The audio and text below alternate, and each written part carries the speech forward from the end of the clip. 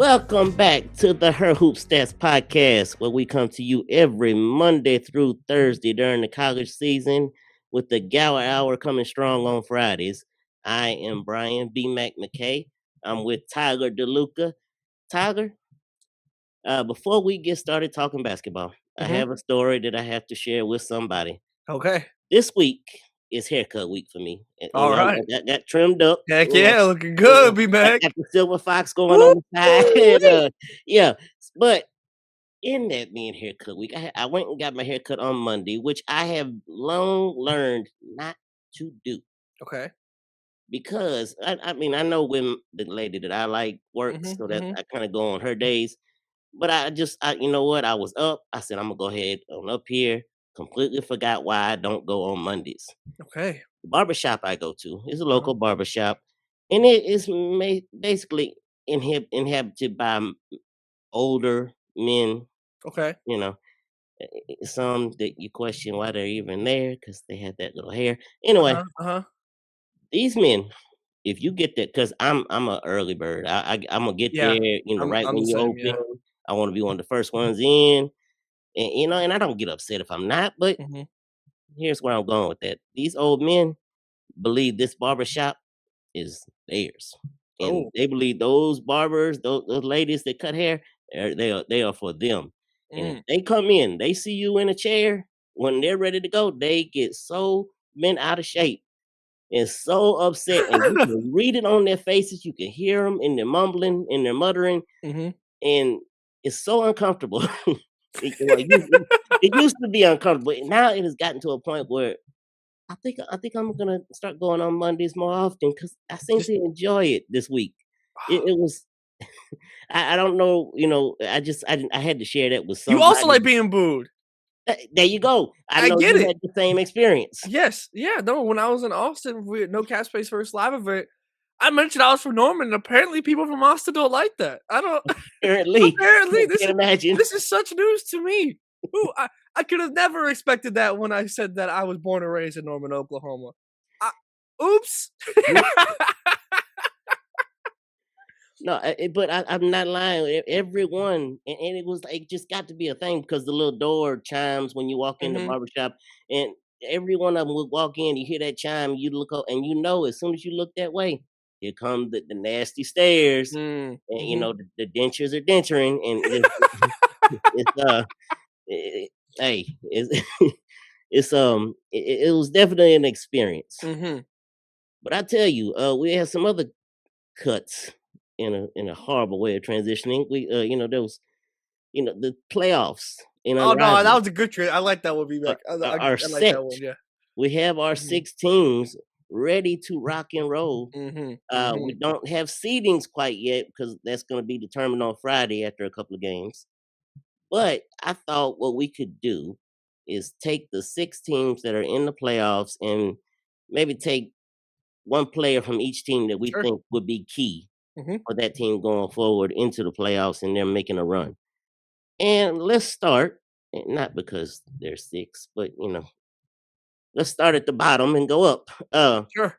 Vinyl, the team that last minute got in the playoffs last year, Mhm. made a run to the finals, almost won it. Who do you think on the vinyl would be key for them to making a championship run? Ray Burrell. It's Ray Burrell. She's been hooping. She has been hooping recently, and Ray Burrell has been, like, my player when I was like, she gets drafted where she gets drafted. I'm like, man, like, there's been injuries. There's been, like, opportunities shifting in terms of her time in the W. And I'm like, there's a player here. Like, the athleticism, the build, like, there's some type of player here. I'm not saying that she's going to go be a superstar, but right now she's kind of playing like it. And now all my stocks and all my hopes are back, and I'm ready to be hurt. So Ray Burrell to me is the player that, especially like Brian Howard can be not inconsistent. I don't know if that would be the word I would use, but like streaky maybe at times. It maybe would be the best way to say it. And Derek Hamby is a different type of player where it's like you kind of have Ray Burrell next to those two at times, and one, you got limbs goes flying everywhere for vinyl as a whole. Like that is just a team where you have a Yes. lot of forwards that are just long, right? And you might not have like directly like you have BG that as your true five, but Derek, like a lot of these teams in Unrivaled had kind of like two true bigs, Mm. and Hamby's more just kind of like the forward here. That so Vinyl kind of has maybe more so than most teams just one true big, but it's a very different style of play that you could do where again you are active and your limbs are flying all over. And Ray Burrell already to me was already being able to produce that on the defensive side of the ball and just being disruptive. And in addition to all the players that Vinyl had that can also do that, but now with the offensive output that's coming along, all my hopes are back in terms of I didn't want her to be the player that got away from me in terms of like I think you're going to be a good WNBA player, and like I, I'm back. I'm fully back on the train. I never really left, but like now I'm not into I told you so territory yet. I can't be there yet. I'm not allowed to be there yet. But just know if she goes to the W, and we've seen like how Rival has helped last year, and where Yes. pretty much almost every player had a statistic boost, and especially that I don't know if she's going to be a spark next year, but with that might come more opportunity elsewhere, is what I'm getting at. And if you see Ray Burrell hooping in the W next year, I feel like it started here, and just know I will be following it up with "I told you so" when it comes to her. Yeah, and I'm gonna go with a player like you said, Ryan Howard. When you have a player like that, Mm-hmm. there's a shot volume there. Just potential for a lot of putbacks, Mm-hmm. rebounds, and I'm going with De'Erica Hamby. Mm-hmm. She's nearly double figure rebounds on the unraveled season, and I just feel like with Ray Burrell, with Ryan Howard, Erica Wigger also is a Mm-hmm. player that is going to get some shots up. So you need somebody who's going to clean the glass and Mm-hmm. get there and do the dirty work. And De'Erica Hamby is potentially and shown that she has the capability of doing Yeah. that.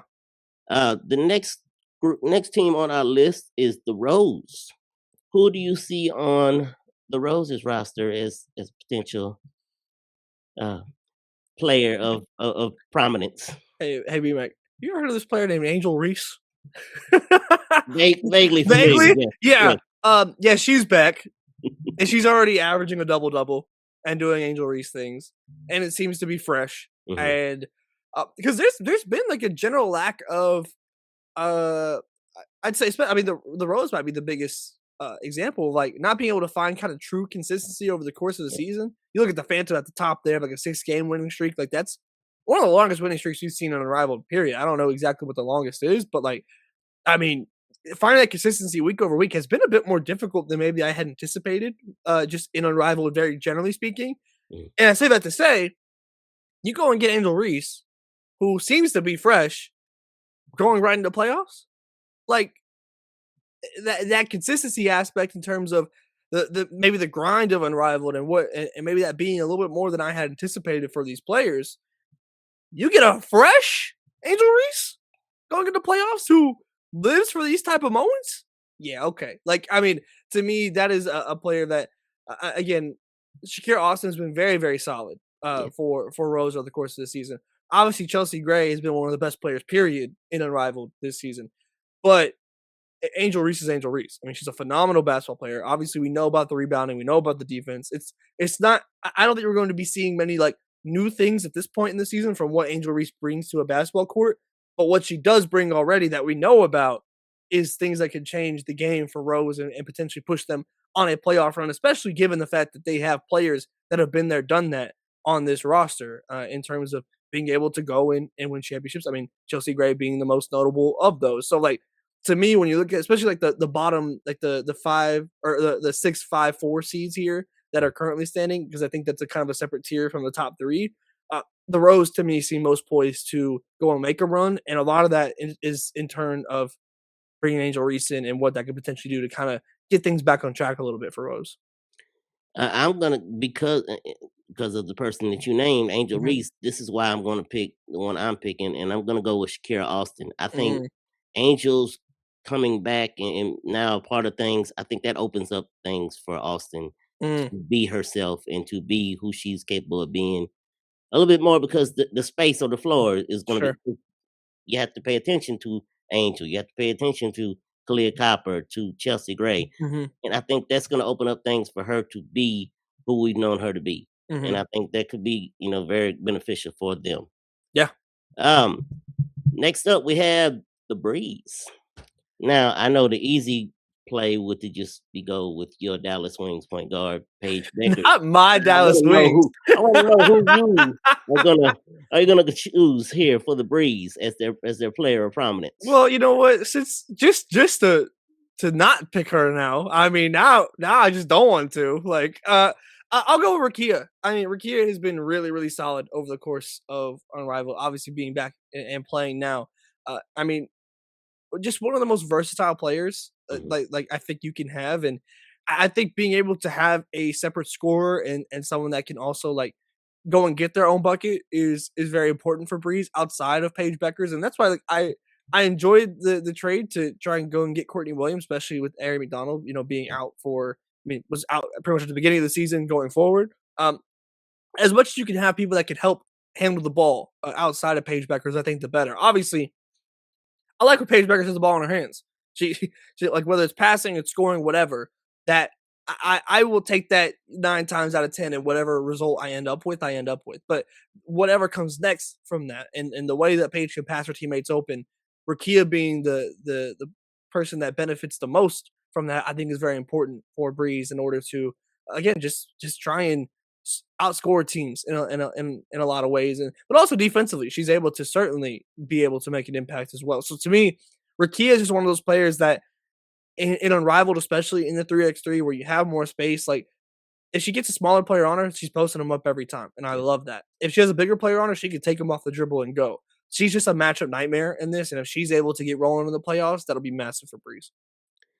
I'm gonna pick Dominique Malanga. Mm, I love the growth that she's shown throughout this unraveled season. It just seems to get better and better with each game that she plays. mhm. And I just think that that's a player that they can play to and through, Yeah. and really make some things happen in the playoffs.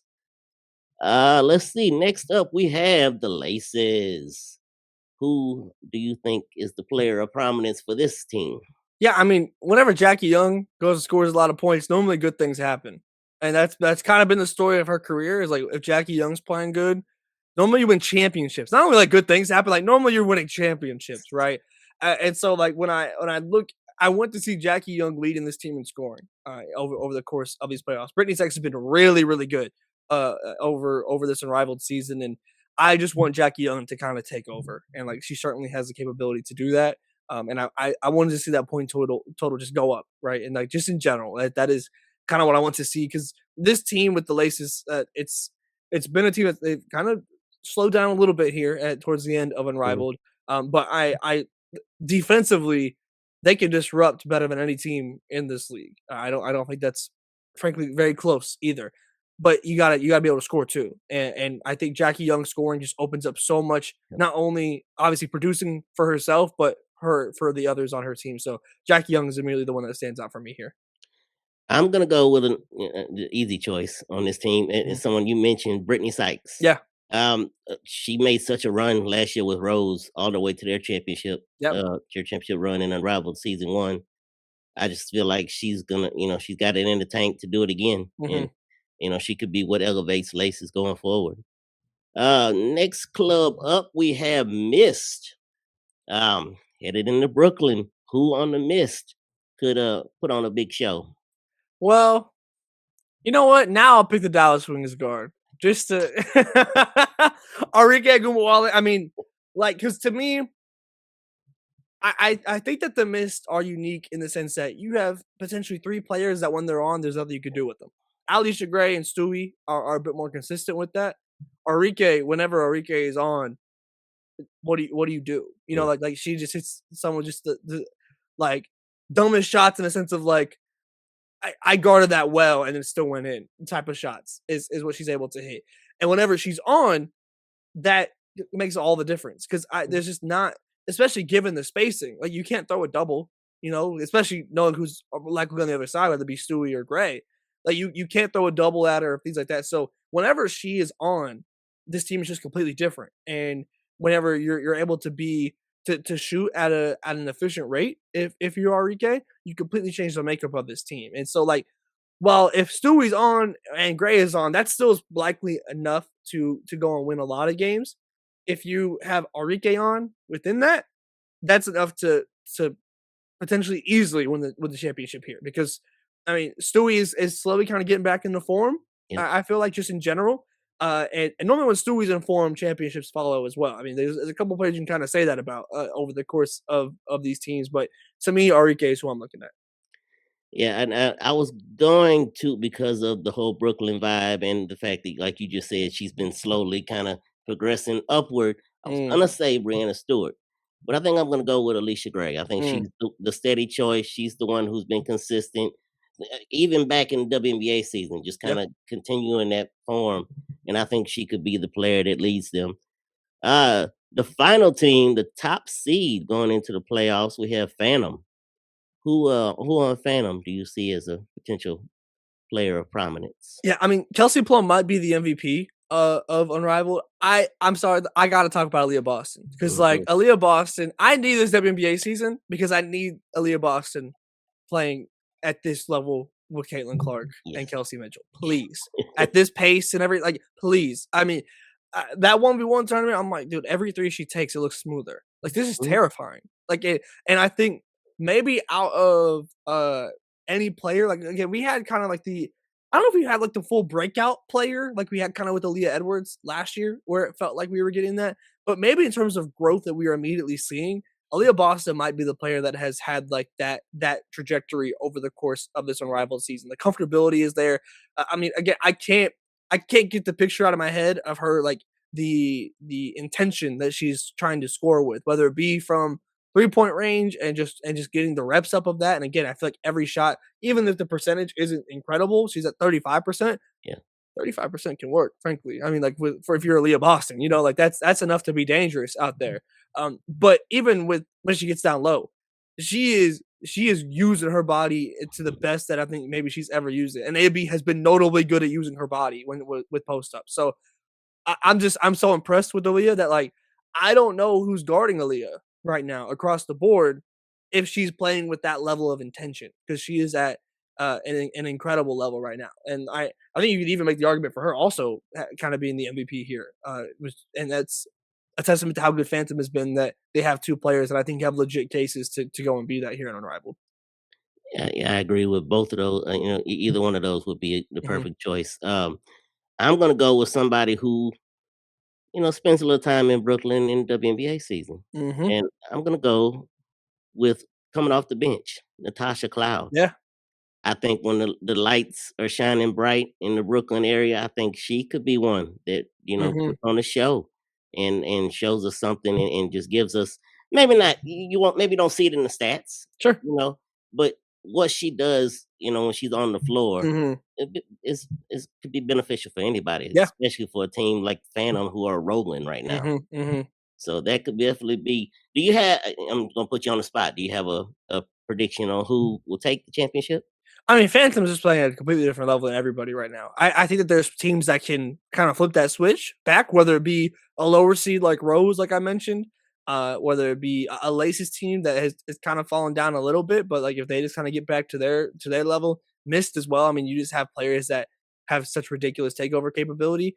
But I think you have a lot of I think if everyone keeps in their same form right now, Phantom is clearly the best team. So it's like it's kind of hard to pick against them. Mhm. But I while I see pathways for other teams to potentially go in and win, I don't feel good picking against Phantom right now with the form that they're currently in. All right. Let's move right along to our next segment, and we're gonna take an early trip to Greenville, South Carolina, Mm, and as we prepare for the upcoming SEC tournament. And before we get into it, I have a Greenville story. okay.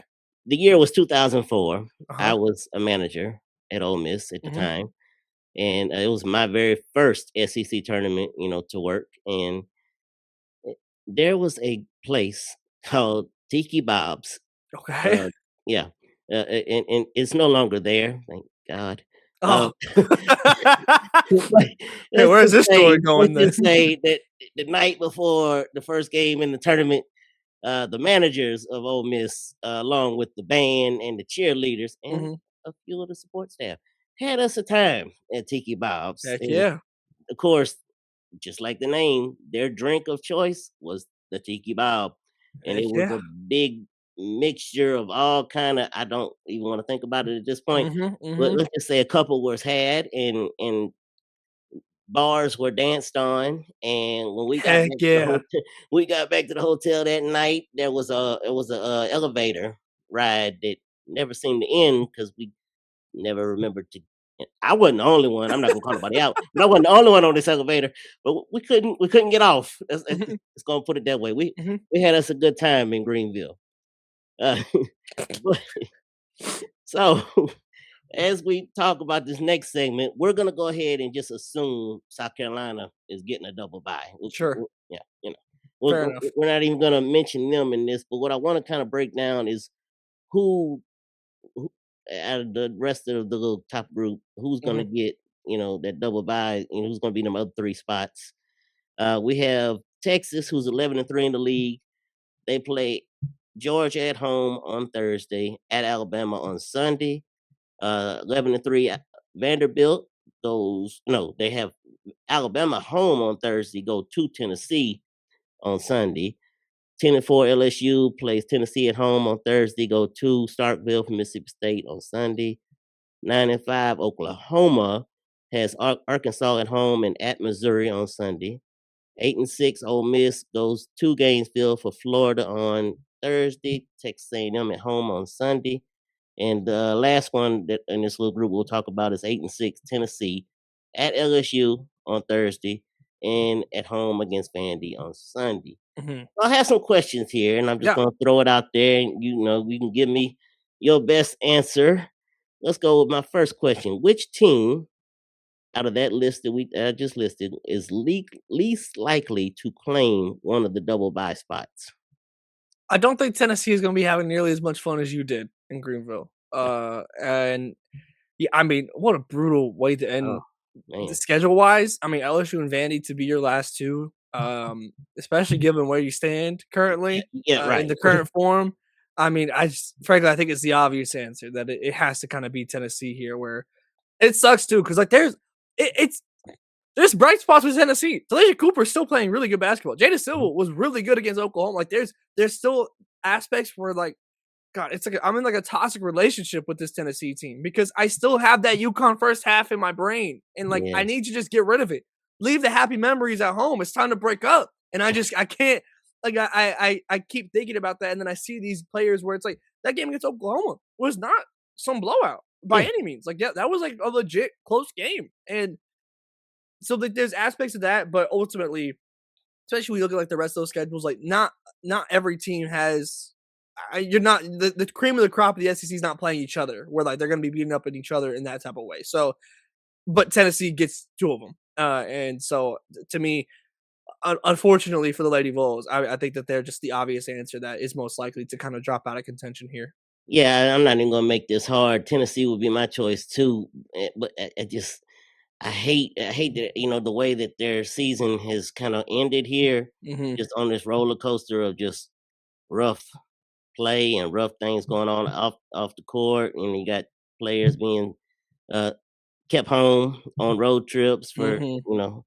and but I also, like you said, can't get that first half of the UConn game out of my mind. This is there. It's in there somewhere. And I could also see them just surprising everybody and making a That's run. what BMac, you're fueling my delusions here because that's where I'm at. Where I'm like, I don't want to just like fully count them out because I feel like as soon as I Right. do, they're gonna go upset LSU or whoever. Like, not like there's any team in specific, but like it just feels like something's bound to happen. But like we're running out of time, BMac. Like Yes. if anything is going to happen, like that realistically is that first half the outlier probably, but as such the kind-hearted individual that I am, I just I can't shake Yeah. the glass half full where it's like, "Dude, that team exists in there somewhere. Like it's in there somewhere. And I don't know if it's around anymore, frankly, at this point, given X, Y, and Z that has happened. But yeah, I think it's pretty clearly Tennessee that has the toughest schedule and maybe the worst form currently out of all these teams. Yeah, and I think you and I were actually on the podcast after that Connecticut game, and we talked about Gino. at the end of the first half, Mhm. the arms were folded, and you just in your mind say, okay, he's just waiting on halftime, Yep. and and the train just has derailed for Tennessee ever since. Mhm. So my next question: which team out of this group would benefit most from the double bye? I benefit most would have to be Ole Miss. Do I think they're gonna get it? No, but I think that they would be the team that benefits most because, dude, I mean, this schedule has been brutal for Ole Miss. What does it mean? Like 5 games in 10 days? It wasn't what Yes. it was. I mean, just golly. And I think you saw that in the South Carolina game where, well, first I think you saw in the LSU game, Mhm. notably in the fourth quarter, where it's like, I mean, not a single field goal in the fourth quarter, and I mean, it just looked like the legs were gone.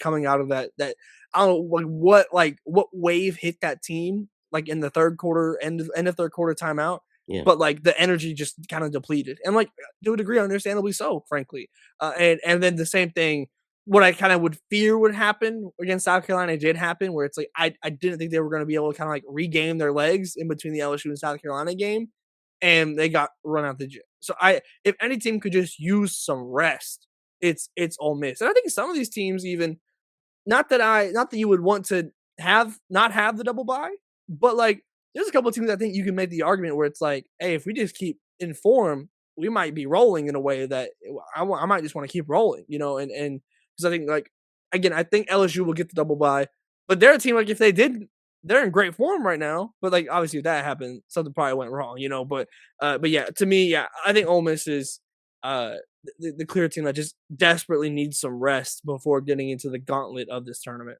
Yeah, I was boots on the ground for that LSU game, and I Mhm, saw it firsthand, and you just felt it in the fourth quarter when mhm, the shots, the legs getting heavy, the shots were just clanging, clanging, clanging.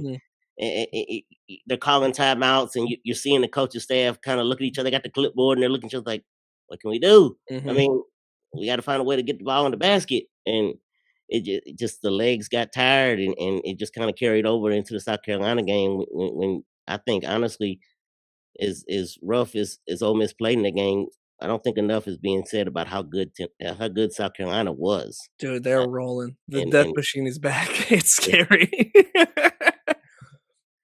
oh man. But like I text Debbie Antonelli during that game, who was doing the game on TV, her Mhm, and Beth Mowens. I told her, text her early in the game in case mhm. it was to stay close, and things could happen. The last time Ole Miss beat South Carolina was in that very Colonial Life gym arena, and it was 2010 Mm, on a tip in by Elizabeth Robinson, there you who I go. believe was a senior at the time. Mhm. Tips in a shot. Now Chantel Black is gonna, and I hope she watches this podcast, and she's gonna say that she was passing it to Liz. She was not. That was a shot. I watched that video. I'm video coordinator at the time, so I watched that video enough. I know she was shooting that thing, and it just went short, and Liz But it bailed her it out. it got where it needed to be, and that's the bottom of the net. That's But all that that was that matters. team. I can't think of who was on it for South Carolina. Oh man, it was Lakeisha Sutton in that group. Mm, And it was right before. I remember saying this after that game. I said, mhm, this team is fixing to go somewhere. mhm, And I don't know. It's gonna have to be next because that was the end of that season in mhm, 2010. But this team, Dawn is on the right track, and mhm. she's fixing to do. And there you go. But my team for which team would benefit the most, I'm gonna pick your Sooners, There we go. and here's why I say that. Mhm, They're relying heavily on a freshman, not a very good freshman. mhm, Aaliyah Chavez is great. mhm, I think the less games in an environment like that is better for a freshman, regardless of how mhm, good she is. I think that's just better overall, mhm. because you're not used to it. You're not used to playing, day after day like that. And I think they could benefit the most. And I still believe they have to come to a consensus and find a way to play to and through Reagan Beers.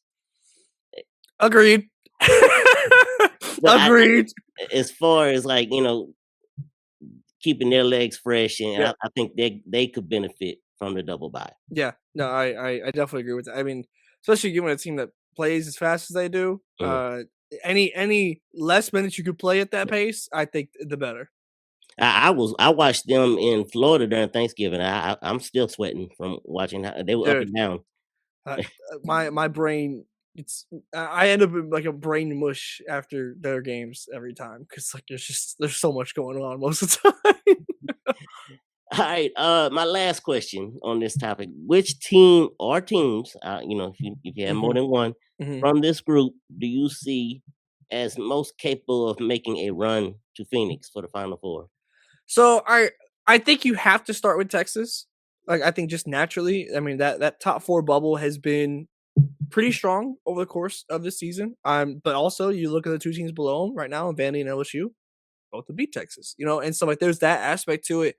I think we have to start with them because in my head, the defense that can travel, and that's just something I trust in March. I will say though, LSU since the South Carolina game is kind of rounding out into form, and if my laserful Wiley keeps playing in the way that she has, and like that fourth quarter of in that Ole Miss game, again, obviously there's the factors from Ole Miss, but a lot of that had to do with what LSU just turned up and did, and that was maybe the most. I'm trying how to word it. Maybe not that might be the most non-con performance that LSU has had against a ranked SEC team. And I mean that in a very complimentary way because the way that they were just stealing the ball and scoring, that's how they do their non-con opponents. And you don't really see that. That's always kind of been part of my biggest critique with LSU is like you're just playing two different styles depending on what who you're playing against in terms of non-con versus conference. That may be one of the first times in like its truest form that we saw that non-con form in against a ranked opponent in conference play. And if that is something that they can become, the standard here, if you will, for the rest of the way, like if we see against Tennessee, and they just run Tennessee out of the gym, and it's in that manner, I'm going to be taking LSU very, very serious going to this SEC tournament and what could be for the Final Four. And then obviously Vandy, like you got Michaela Blakes and Aubrey Gal. Like I'm not counting you out just on the basis of how ridiculous Michaela Blakes has been and how much she's shown up every time. Like they've lost some games, but Michaela Blakes has not had a dud game where they've lost. Like she has shown up every single game, especially in SEC play. So I I think right now if I was kind of to rank them in order, because I think you're talking about frankly, we'll have to see where the seating ends up and whatnot. But I think you're talking about you have three spots that are relatively locks in my head with UConn, UCLA, South Carolina. I feel pretty damn good about those three teams making the Final Four. Mm. That last spot might end up on what region you're in, frankly. If who was in that other region might be the one out of these three teams to make it. But in general, if I was to rank these right now in terms of teams I think can go and do that, I think I'd go Texas, LSU, Vandy, just based on their current form. But Texas, I think, is a tier above both these teams still in terms of that. And Vandy and LSU are incredibly interchangeable. Like if they'd be kind of tied on the same tier for me right now in terms of the Final Four hopes there. I wish that I had another take, but I agree with everything you said about all three teams. I think that they're all capable. I do love that you threw Texas in there a couple of times, making up for the booing that you took this past weekend from the people of I'm Austin. biased. I'm Yeah, biased. no, but Michaela Blake's, there's not much else you need to say, and then you Yeah. have a Robin like Aubrey Galvin Mhm. alongside you. I mean, Batman can take you a long way. Mhm. Uh, LSU is every time I watch them, I watched them live 4 times this year, and every single time I watch them, I see something else that I'm just more impressed by. Yeah. And Mhm. Bob Starkey, shout out to him. I know he's the one that works with their post players generally, and the improvement that Coach It's been a Coball and crescendo for Joyner has them. I'm have impressed. shown. Oh my gosh! Mhm. And even throw Grace Knox in, even though she's an Mhm. undersized Mhm. post, she's another one who just steady has Yeah. been improving as the years gone on, and they're a team that could be very dangerous wherever they're seated. Um, yeah, just it's gonna be interesting to see how this goes and where we all fall in Greenville, and just Yeah. thank goodness that Tiki Bob's is no Man, longer available. thank goodness. No more Tiki Bars. But I'll tell you right now though, any of these teams, if any team dethrones South Carolina, we're immediately having very different conversations about them. Yes. Because I think we have kind of settled into the idea. I mean, as you mentioned, like we are assuming South Carolina is kind of winning this tournament until proven otherwise, you know. Yeah. But like you look at these games. Obviously, Texas beat South Carolina.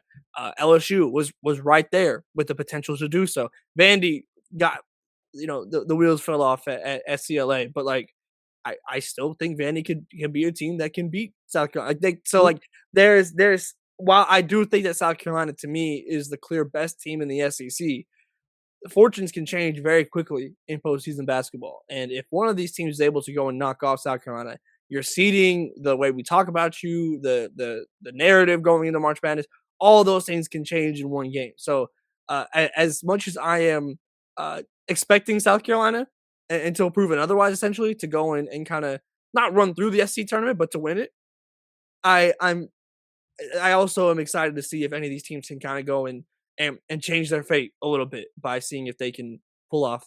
I mean, it's crazy kind of calling an upset because all these teams are top 6 right now, but like essentially pull off the upset, frankly. I hate to end this podcast on this, a Hmm. somber note, but we have not mentioned this yet on the podcast, and that's probably bad producing on my part, not remembering to tell the host to do it. But this past weekend, we lost a member of the women's basketball community, Kara Braxton, all SEC player at Georgia, I think two-time WNBA champion with the Detroit Shock. Just I remember watching her play when she was maybe a freshman or sophomore at Hmm. Georgia, and just 6'6". I mean, just massive features, big hands. When she walked in the gym, you were immediately impressed, Hmm. and if you're an Obis fan, concerned. Hmm. But yeah, she was just a massive sight and just a great player on the Hmm. floor, and I love the looking at it on social media, and you have all these former legends of the game, Hmm. and like just posting pictures of them with her Hmm. in remembrance of her. So we just want to make sure here at her Hoopstats that we give our condolences to Hmm. to her family in this time. Tyler, it's always a pleasure. Always, man. Every single time we're Mhm. together, we have a little fun. I try my best. You make it easy, BMac. You make it easy. Aaron, get pay raise, Aaron. But that's gonna wrap it up for today. Um, Tomorrow, I may be back. Helen Williams will be on the host panel tomorrow, and it looks like it might be me going with her. We tried to get some other things worked out, didn't work out for us this week. Incredibly But lucky for the audience. hey, Two episodes of BMac? more of me and this nice haircut. Come on now. You know. He didn't get it for no reason. Go show it off, BMac. Well, that's gonna wrap it up for today. Thank you all for listening. Please make sure you follow us on all your social media platforms. You can check us out on Apple Podcast, Spotify. Check me out on YouTube. Check Tyler out. Um, and yeah, that's gonna wrap it up for us. Thank you all for listening. Have a great day.